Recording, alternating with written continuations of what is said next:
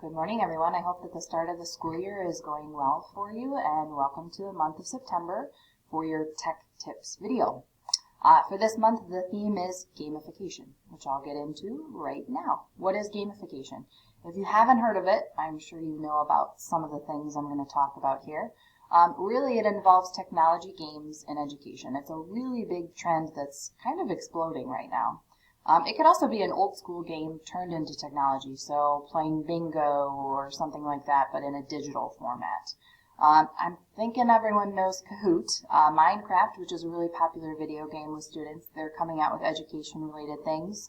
Esports, that's even a trend in gamification right now. So overall, it's something that really engages students, that it brings a sense of fun to the classroom, but you're also learning at the same time. And then for me personally in my classroom, I use it a lot to review content, whether it's before a quiz or a test, or really just to see how well they've grasped the concept after I've taught it to them.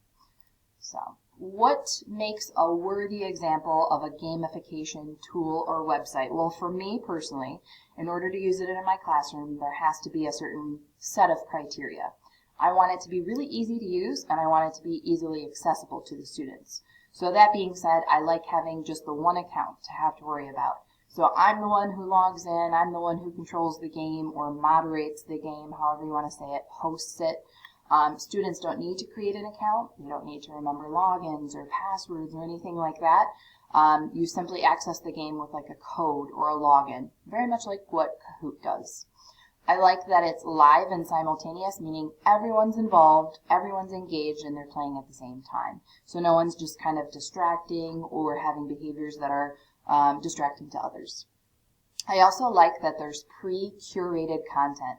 And what that means is that I don't have to create the game myself. I can look up a search. So for example, in all the video tutorials that you'll see in the email provided, I'm going to search for the same thing, numbers, for example, in Spanish, números. So when I go into all of these gamification websites and tools, I can type that search in and I can find games that are already made and created for me, and I don't have to do a thing. I can just click on it and have the students play it. And lastly, it should be free for the most part, if not completely free.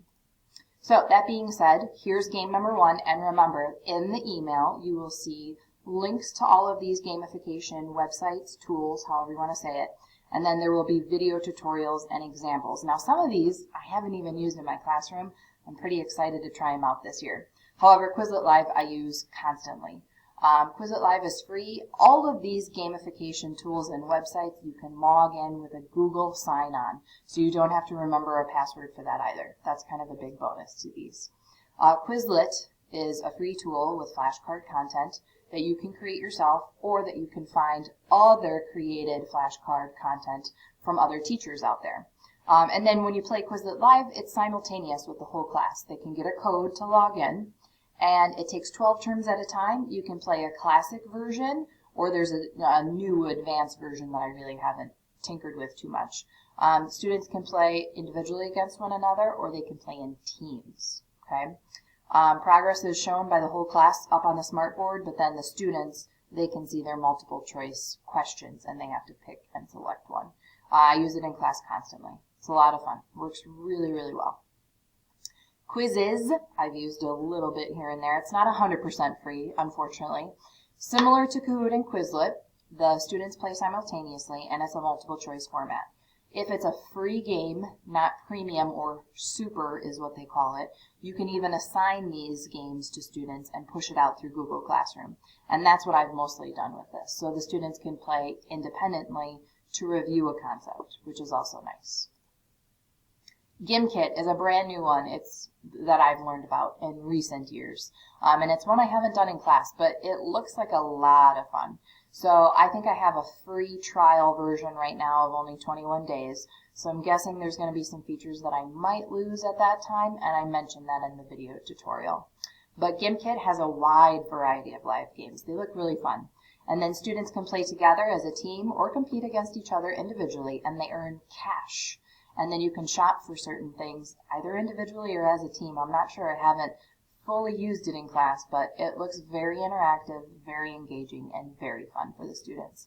And I was able to find pre-curated content on this gamification tool.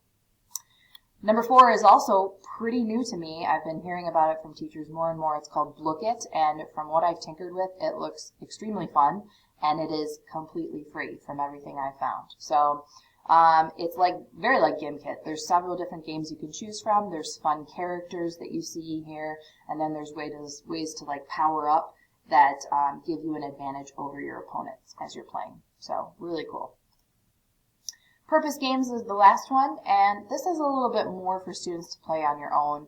You can kind of see it. I provide them with a link, and then you see like a target where you're practicing and you're hitting the target. You have a timer, and you try and get the most correct answers in the amount of time provided, and then you can just play it again and again and get better. So it's a little bit different from the other ones. It's not a simultaneous live game playing tool, but it's still pretty fun.